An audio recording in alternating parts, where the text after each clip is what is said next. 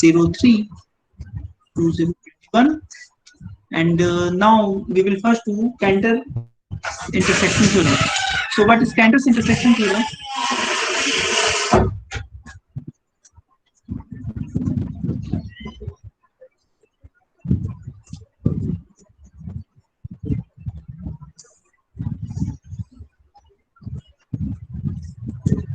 So suppose Xt is a complete metric space. So we have talked about complete metric space. Complete metric space means a metric space in which each Cauchy sequence converges.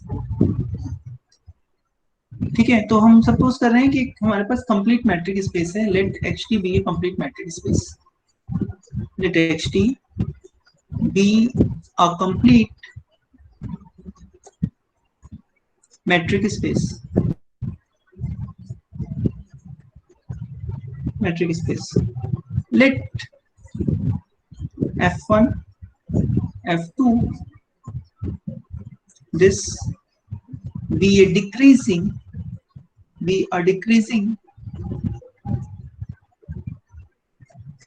sequence of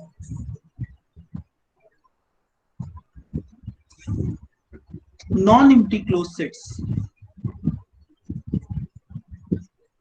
So F1 F2 के बीच में comma है?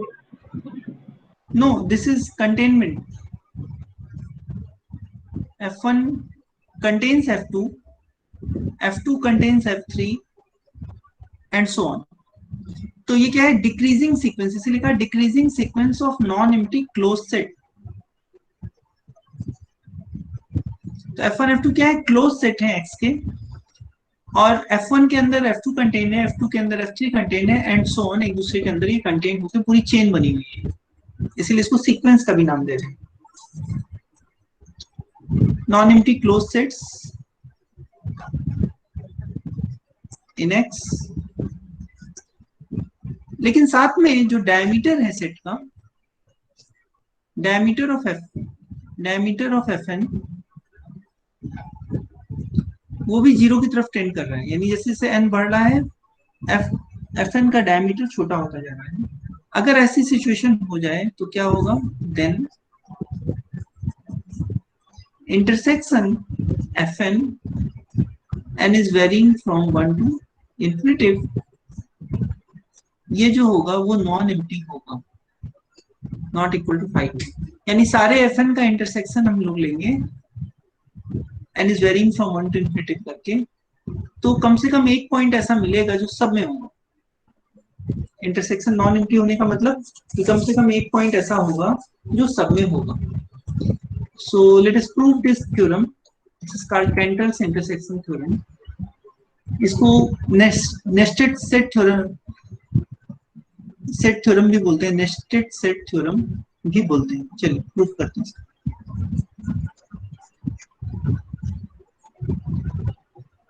तो हमारे पास क्या दिया है? Xt complete metric space है. तो फिर से इस बात को हम लोग लिख लेते हैं. Let Xt be a complete metric space.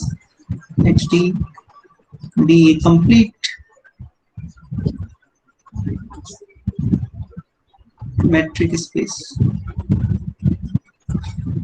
So क्या क्या चीजें हमारे पास दी हैं और क्या प्रूफ करना है, पहले इस चीज पे ध्यान दीजिए. तो हमारे पास ये दिया है कि एक कंप्लीट मैट्रिक स्पेस है. हमको ये मानना पड़ेगा कि ये एक sequence, decreasing sequence of non empty close set है और इसका डायमीटर जीरो की तरफ टेंड कर रहा है.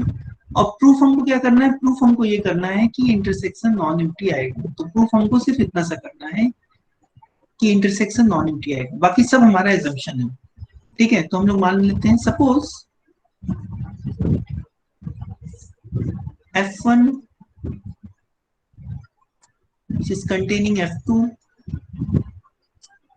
containing F3, containing and so on is a decreasing sequence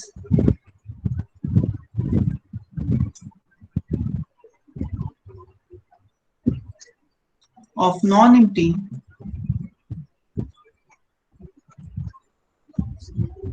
closed sets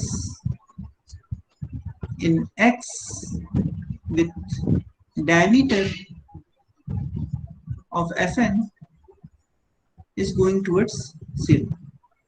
ठीक है, मान लीजिए ये हमने ले रखा. ये दिखाना है कि ये जो इंटरसेक्शन है इसका वो नॉट इक्वल टू फाई आएगा। और हम यूज क्या चीज करेंगे, हम इसको दिखाने के लिए यूज करेंगे कि ये कंप्लीट मैट्रिक स्पेस है। कंप्लीट मैट्रिक स्पेस का मतलब कोई भी सीक्वेंस जो कि कोसी होगा वो कन्वर्ज करेगा। तो इन सम सेंस इसको प्रूफ करने के लिए हमको एक कोसी सीक्वेंस बनाने की जरूरत है। तो कैसे बनाया जाए उस सीक्वेंस को? तो हम लोग एक काम कर सकते हैं कि ये जो F1, F2, F3 दिया है सब में से एक एक एलिमेंट चूज करते हैं। सो चूज, क्योंकि ये सारे सेट क्या है, नॉन एम्प्टी हैं। So choose xi in fi for all i। Her i के लिए एक xi fi में चूज करो। देन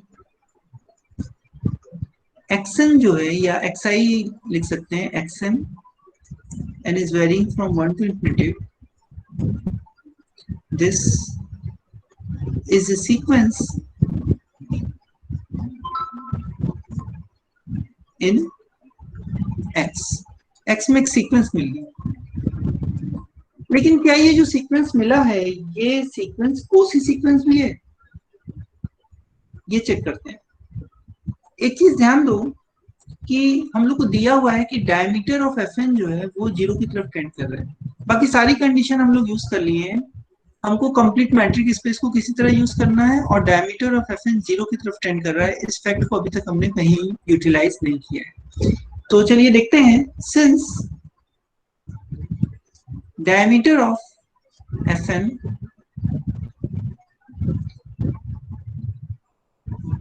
is going towards 0, या ऐसे लिख सकते हैं limit n is going towards infinity, diameter of Fn is equal to 0। ठीक है, क्योंकि ऐसा हो रहा है, इसका क्या मतलब हो गया? कॉमा, इसको अगर मैथमेटिकली हम लोग लिखेंगे तो इसका मतलब ये हुआ कि ये जो नंबर है डायमीटर ऑफ Fn को, इसको जितना मन हो उतना छोटा कर सकते हैं। इस बात को मैथमेटिकली लिखने का मतलब है, since this is 0 so there exist epsilon greater than 0, so sorry given epsilon greater than 0, यानी जितना मन हो उतना छोटा एप्सिलॉन नहीं है। So given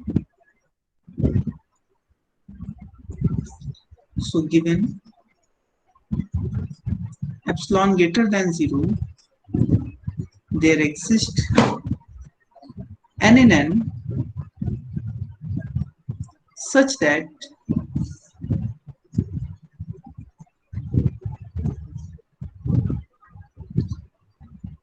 diameter of Fn is less than epsilon for all n greater than equal to n। यानी एक स्टेज बाद जब कैपिटल N से बड़ा स्मॉल n होगा तो उन सेट्स का जो डायमीटर है वो जो एप्सिलॉन हमने चूज किया उससे छोटा हो जाएगा। यहां तक बात समझ में आ रही है? और यू हैव एनी कंफ्यूजन?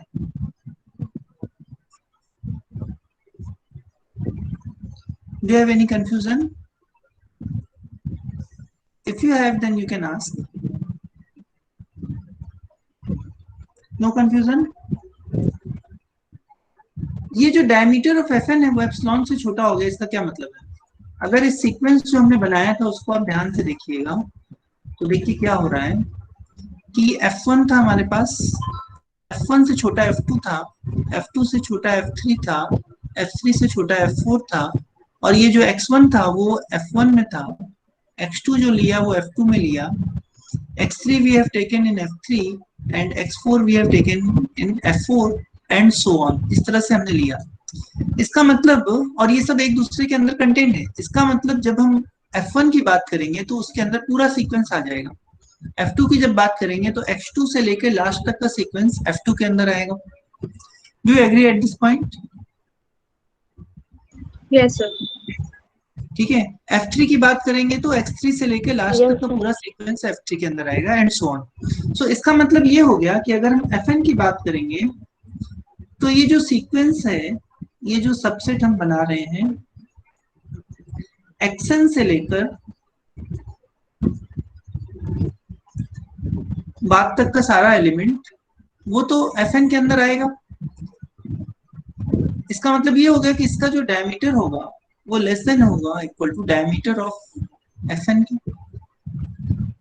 जो कि लेस देन एप्सिलॉन है, and this is true for all n greater than equal to n. Do you agree at this point?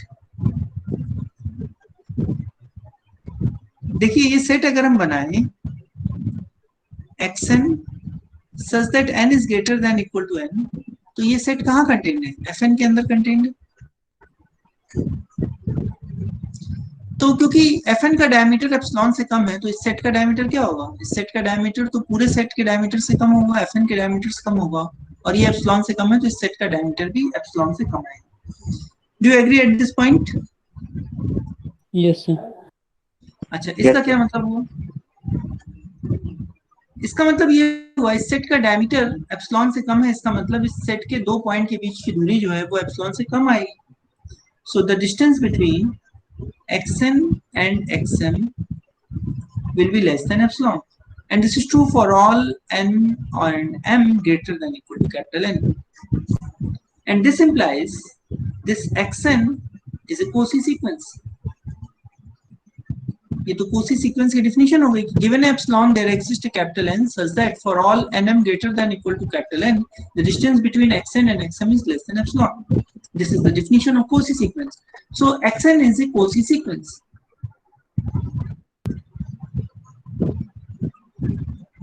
ठीक है. अब थ्योरम के स्टेटमेंट में देखिए हम लोग सारी चीज जितनी चीज लिखी थी उसको कम से कम एक बार हम लोग यूज कर चुके हैं, बस एक चीज को छोड़कर कि xd कंप्लीट है. थ्योरम के स्टेटमेंट में xd कंप्लीट है, ये एक फैक्ट था, इसको हम लोग अभी तक यूज नहीं किए हैं. हम लोग ये सीक्वेंस लिए, डिक्रीजिंग सीक्वेंस लिए, डायमीटर 0 की तरफ जा रहा है, इसका भी यूज किए. और दूसरा चीज हम लोग ये नॉन एम्प्टी क्लोज सेट है, इसका यूज नहीं किए. एक फैक्ट है कि नॉन एम्प्टी क्लोज्ड है, इस बात का हम यूज नहीं किए हैं, और एक इस फैक्ट का यूज नहीं किए हैं कि ये कंप्लीट है. ठीक है. लेकिन हमारे पास क्या हो गया, एक Cauchy सीक्वेंस आ गया है. तो Cauchy सीक्वेंस आने का क्या मतलब हो गया कि ये सीक्वेंस कन्वर्ज करेगा. क्यों? क्योंकि x कंप्लीट है. सो let us use this fact also, since xd is complete,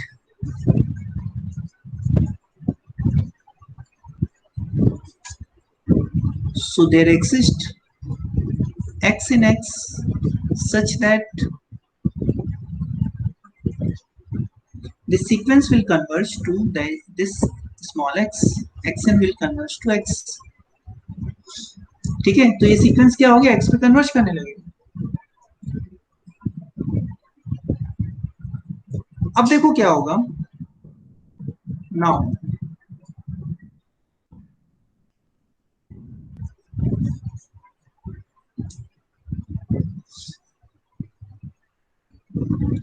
अगर हम सीक्वेंस को देखें तो ये सीक्वेंस xi है, और i को अगर हम n से स्टार्ट करें, n से लेके इन्फिनिटी तक, तो ये पूरा सीक्वेंस कहाँ जाएगा? ये सीक्वेंस Fn के अंदर जाएगा. शुरू के n-1 टर्म को छोड़ दें तो उसके बाद से जो सीक्वेंस शुरू होगा वो सीक्वेंस लास्ट तक पूरा Fn के अंदर होगा. Fn क्या है? Fn एक क्लोज सेट है, क्लोज सेट. ठीक है. अच्छा, और क्योंकि पूरा सीक्वेंस xn Cauchy था और वो x पे कन्वर्ज कर रहा था, तो ये सीक्वेंस जो शुरू के कुछ टर्म को छोड़ के बनाए हैं उसका कन्वर्जेंट पॉइंट भी तो होगा वही x. बात समझ में आ रही है ना? हमने सीक्वेंस के शुरू के पॉइंट्स को अगर छोड़ दें, शुरू के n-1 पॉइंट्स को हम हटा दें, तो बाद के n पॉइंट से जब nth पॉइंट से हम स्टार्ट करके सीक्वेंस बनाएंगे और पूरा सीक्वेंस x पे कन्वर्ज कर रहा है, तो ये सीक्वेंस भी कहाँ कन्वर्ज करेगा? x पे कन्वर्ज करेगा. ठीक है. तो इसका मतलब क्या हो गया, ये जो सीक्वेंस हमने बनाया xi, i is equal to n to infinitive, ये सीक्वेंस भी तो x पे कन्वर्ज करेगा. Do you agree at this point? Yes sir. ठीक है. तो ये सीक्वेंस x पे कन्वर्ज कर रहा है और ये पूरा सीक्वेंस एक क्लोज सेट के अंदर है. So this implies x is क्या हो गया? x is limit point of Fn. लेकिन Fn क्या है? Fn तो क्लोज्ड है, और क्लोज सेट की क्या खास बात होती है? क्लोज सेट की खास बात ये होती है कि वो अपने सारे लिमिट पॉइंट को कंटेन करता है. क्लोज सेट किसको कहते हैं? एक सेट A को अगर हम क्लोज्ड कहेंगे तो वो अपने क्लोजर के बराबर आता है। और क्लोजर क्या होता है? ए यूनियन ए डैश होता है। ए डैश क्या होता है? लिमिट पॉइंट का सेट होता है, ठीक है। तो क्लोज सेट की क्या खास बात होती है? अपने सारे लिमिट पॉइंट को कंटेन करता है, क्योंकि ये सीक्वेंस एक्स पे कन्वर्ज कर रहा है। इसका मतलब एक्स क्या है? एक्स जो है एक limit point sequence F n के अंदर है।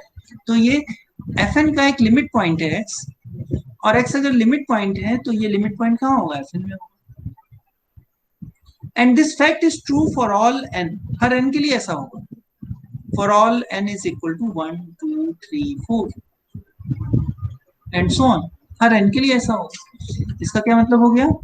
This implies x belongs to intersection fn and is varying from 1 to infinity, and this implies intersection fn and is varying from 1 to infinity is not equal to phi, and this is what we want to prove. यही तो proof करना था। So this proof.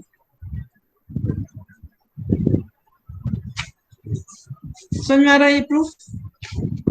If you have any confusion, then please ask. We will repeat.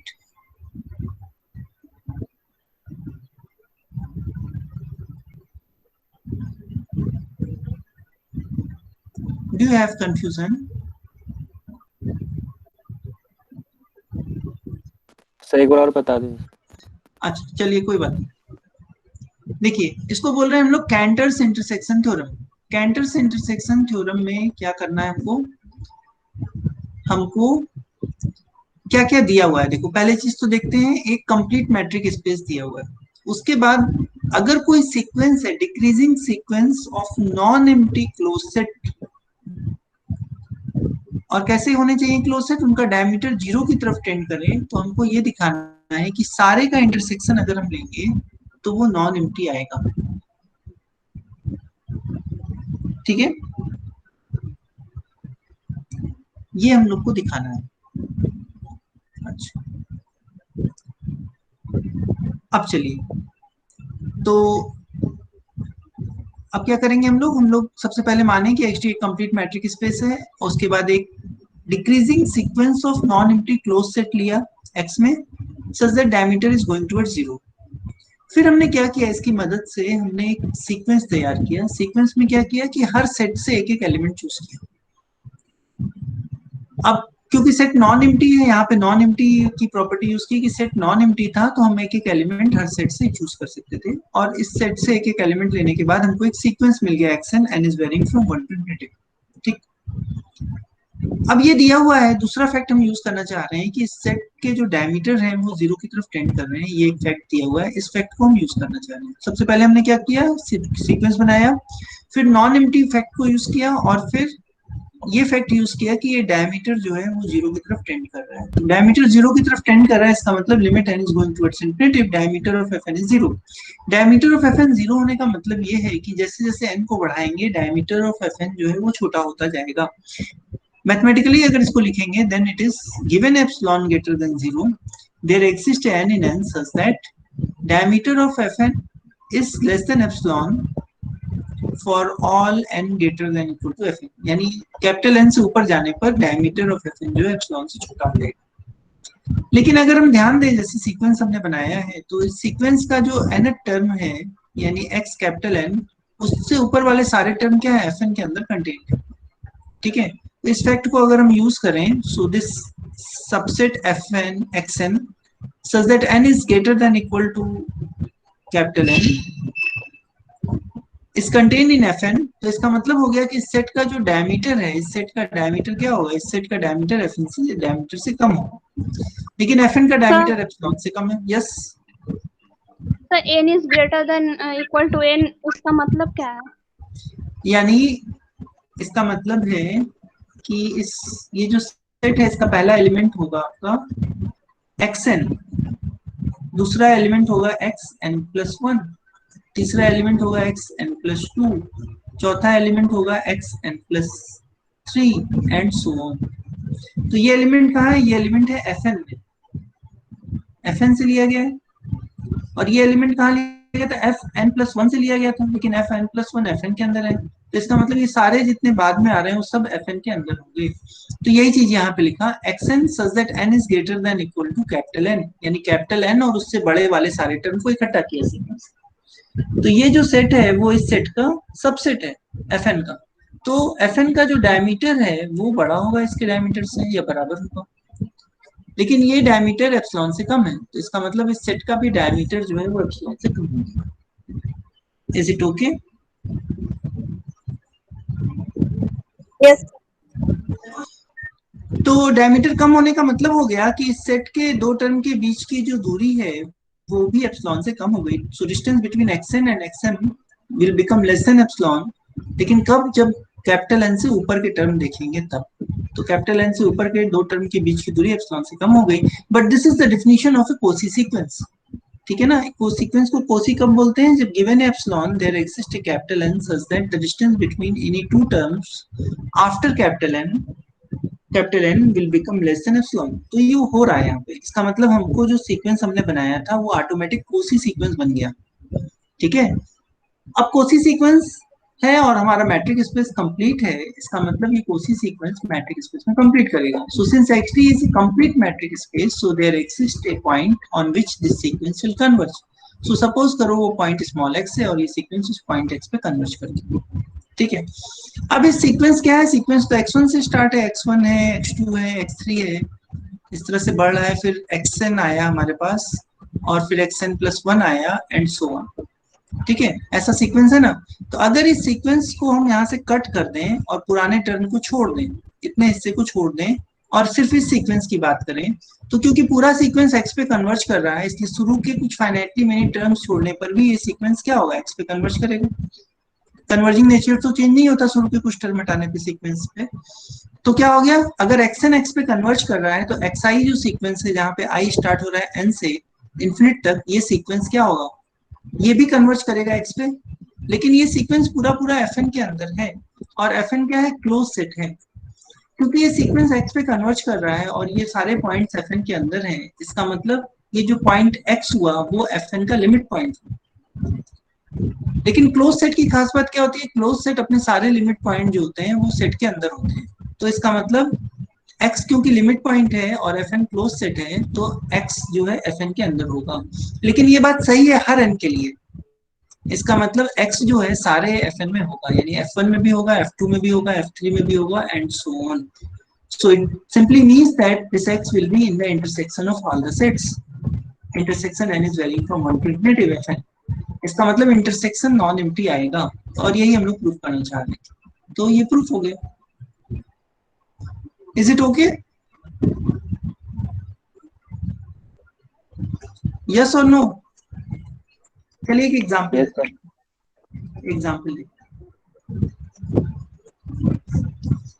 हमने real number का set ले लिया और उसके ऊपर यूजुअल मैट्रिक ले ली। यूजुअल मैट्रिक क्या होती है रियल नंबर के सेट के ऊपर? Mod of x minus Y होती है। और चलिए अब हम कुछ क्लोज सेट ले लेते हैं। सिंपल सा close sets, family of close set चाहिए तो हमने Fn डिफाइन कर दिया 1/-1/n क्लोज सेट n+1/n। तो n बदलते जाएंगे, आपको क्लोज सेट बदलता जाएगा। तो आपका F1 क्या हुआ? F1 हो गया -1, F2 क्या हो गया? -हाफ, F2 हो गया -हाफ। तो आप देख सकते हैं कि F2 F1 के अंदर कंटेन्ड है और F3 अगर हम लेंगे तो क्या हो जाएगा? -1/3, 1/3 एंड सो ऑन। तो ये क्या बन गया? ये फैमिली ऑफ क्लोज सेट्स बन गया। और कैसी फैमिली बन गई? F1 के अंदर कंटेन्ड है F2, F2 के अंदर कंटेन्ड है F3 एंड सो ऑन। ठीक है, एग्री कर रहे हो यहाँ पे? यस और सर। साथ में हम लोग ये भी जानते हैं कि R जो होता है वो कंप्लीट मैट्रिक स्पेस होता है। This is a complete metric space. This is a complete metric space. तो कंप्लीट मैट्रिक स्पेस में डिक्रीजिंग सीक्वेंस हमको बन गया। और आप देख सकते हैं डायमीटर भी कम हो रहा है। इसका जो डायमीटर है, इसकी मैक्सिमम जो दूरी है वो 2 है। इसका डायमीटर क्या है? F1 का 2 है।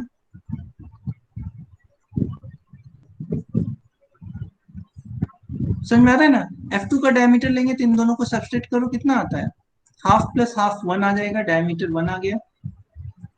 यहाँ पे डायमीटर आएगा 1, यहाँ पे डायमीटर आप लेंगे तो 2/3 आएगा। तो डायमीटर भी घट रहा है, diameter is going towards 0।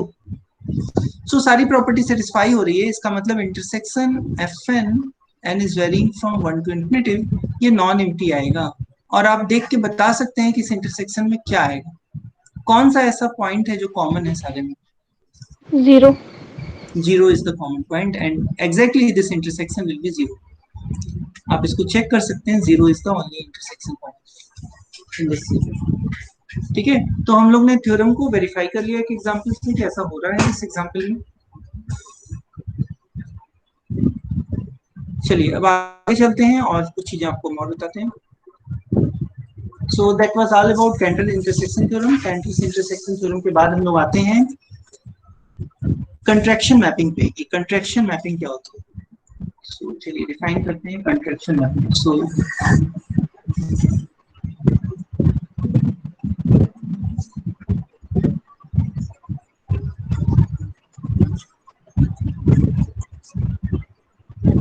Contraction mapping, let Xt be a metric space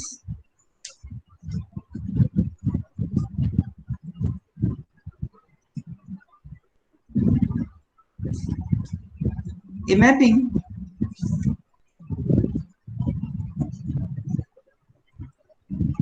f from x to x is said to be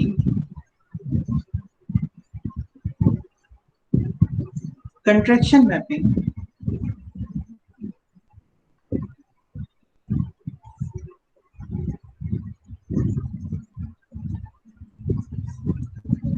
if there exists a positive real number alpha with the value of alpha is less than 1 such that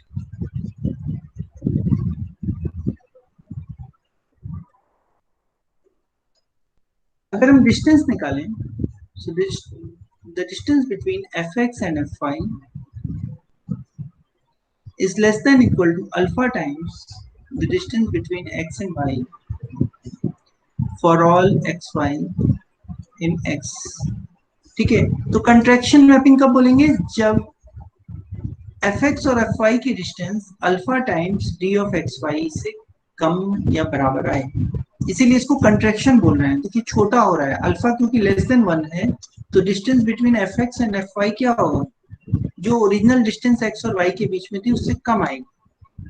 ठीक है ना, तो इसीलिए contraction इसको बोल रहे हैं। This is contraction mapping. So for example, देखिए एग्जांपल से समझने की कोशिश करते हैं। एग्जांपल ऐसे बहुत सारे एग्जांपल आप अपने से बना सकते हैं। So I am giving you one example. If fx is equal to x square,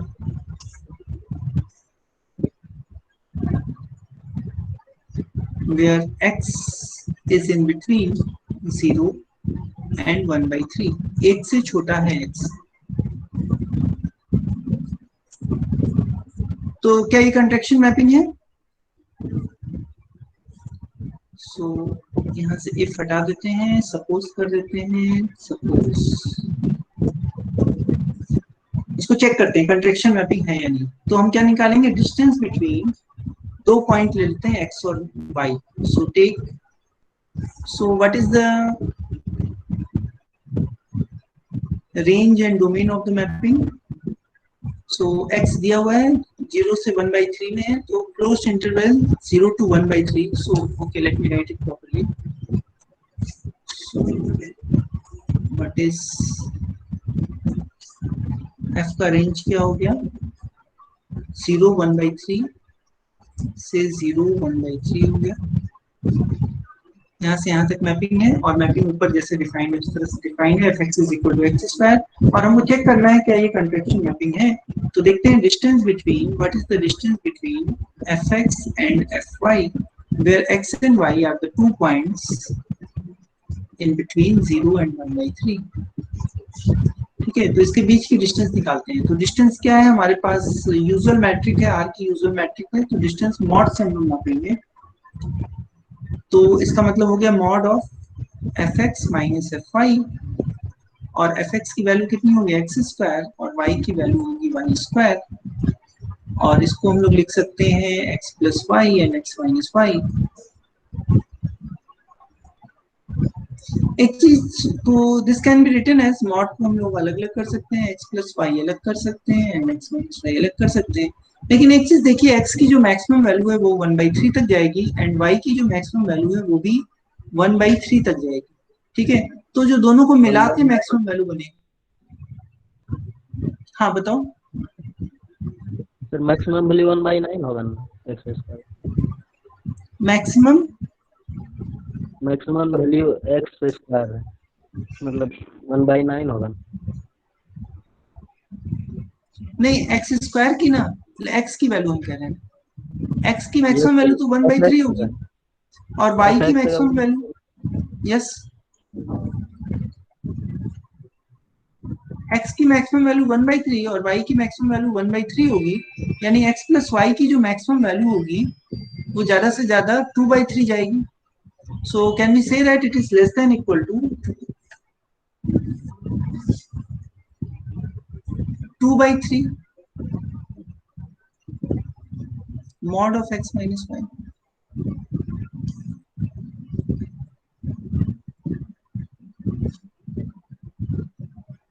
ठीक है, जो फंक्शन है ये एफ वो 0 और 1/3 है, तो वो जाएगा तो 0 और 1/9 होगा। हाँ हाँ, एक्स स्क्वायर की जो वैल्यू होगी वो 1/9 के रेंज में ही रहेगी, 0 से 1/9 के रेंज में रहेगी। लेकिन अगर x की वैल्यू देखेंगे तो क्या होगी, 0 से लेके 1/3 तक के रेंज में रहेगी और y की वैल्यू भी 0 से लेके 1/3 तक के रेंज में रहेगी। अगर x और y बराबर हो गया तो डिफरेंस 0 आ जाएगा। तो क्या हम ऐसा कह सकते हैं कि ये strictly less than 2/3, x plus Y जो है वो 2/3 से कम आएगा, 2/3 इंटू एक्स माइनस वाई अगर करेंगे तो।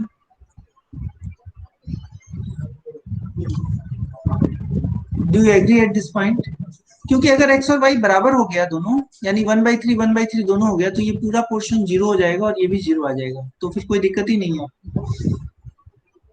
और अगर वो 0 नहीं हुआ तो हम कह सकते हैं, यानी दोनों बराबर नहीं हुआ, यानी 1/3 दोनों नहीं आ रहा है, तो मैक्सिमम वैल्यू का जो सम है वो 2/3 से कम रहेगा इसका। So exactly we can say that the distance between fx and fy is less than 2/3 into mod x minus y। इसको हम लोग ऐसे लिख सकते हैं, distance between fx and fy is less than 2/3 distance between x and y। So this will work as alpha। So इस mapping को हम लोग कंट्रैक्शन मैपिंग बोल सकते हैं डेफिनेशन के हिसाब से, और नॉट? Are you satisfied with this argument? Yes, sir. यहाँ देखो डेफिनेशन में क्या था, less than equal to alpha times this. ठीक है, सो लेस देन है तो लेस देन इक्वल टू भी आप चाहें तो लगा सकते हैं, ऐसे कोई फर्क नहीं पड़ेगा। यहाँ पे भी आप चाहें तो लेस देन इक्वल टू लिख सकते हैं। चलिए, सर हाँ कोई भी वैल्यू एक्स वाई को लेंगे तो अल्फा सेम ही आएगा। हाँ, यही अल्फा काम कर जाएगा सबके लिए। एक अल्फा चाहिए हमको जो सबके लिए काम कर जाए, और अल्फा को क्या होना चाहिए, लेस देन 1 होना चाहिए। लेस देन 1 इसलिए क्योंकि गारंटी करेगा कि जो इमेज के बीच की डिस्टेंस है वो ओरिजिनल डिस्टेंस से कम हो रही है। लेस देन अल्फा होगा तो क्या होगा, ओरिजिनल डिस्टेंस से कम हो जाएगा।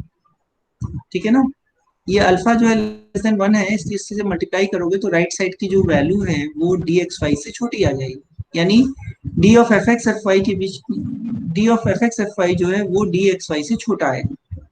छोटा आने का मतलब है चीजों के बीच की दूरी जो है, पॉइंट्स के बीच की दूरी घट रही है, इसीलिए इसको कंट्रैक्शन मैपिंग बोल रहे हैं। घट रहा है डिस्टेंस, सिकुड़ रही है चीजें, आपस में दूरी घट रही है। समझ में आ रहा है?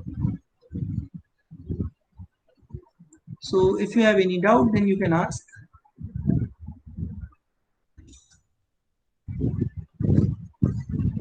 Is it okay, contraction mapping and with its example?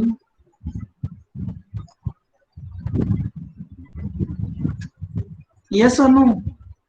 Yes, sir. Yes sir. चलिए, तो हम लोग आगे चलते हैं। एक और डिफिनीशन आपको हम बताते हैं, फिक्स पॉइंट की डिफिनीशन देते हैं। सो कोई मैपिंग दी हुई है और उसके लिए कोई पॉइंट को फिक्स पॉइंट तब बोलेंगे जब उसकी इमेज वही आ जाए। सो definition,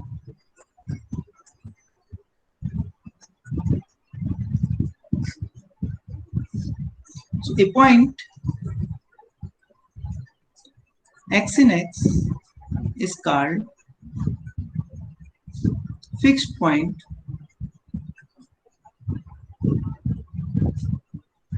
of the mapping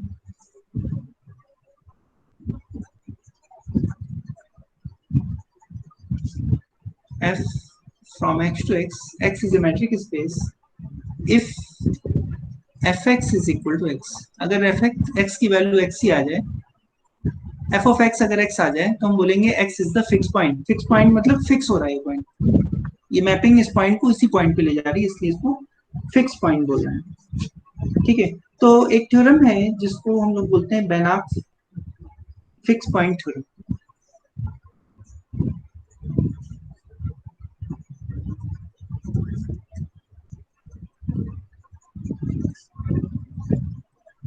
fix point theorem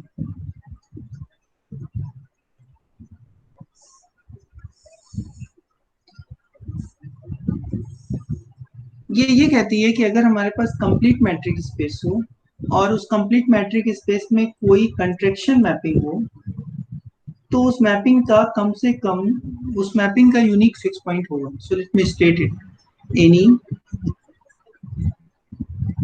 contraction mapping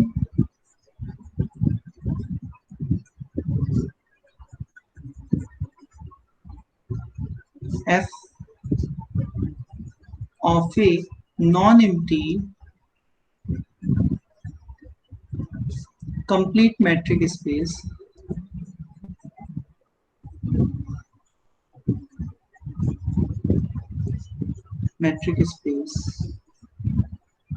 xt into itself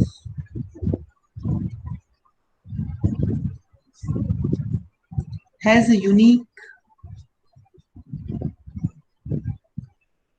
fixed point.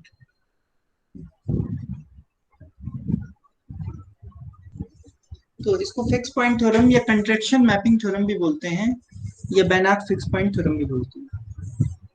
तो इसका हम लोग प्रूफ नहीं कर रहे हैं, इसको जस्ट स्टेटमेंट हमने आपको दिया है। और इसी के साथ हम यूनिट 2 कंप्लीट डिक्लेयर कर रहे हैं। अगर हमारे पास टाइम बचेगा और आप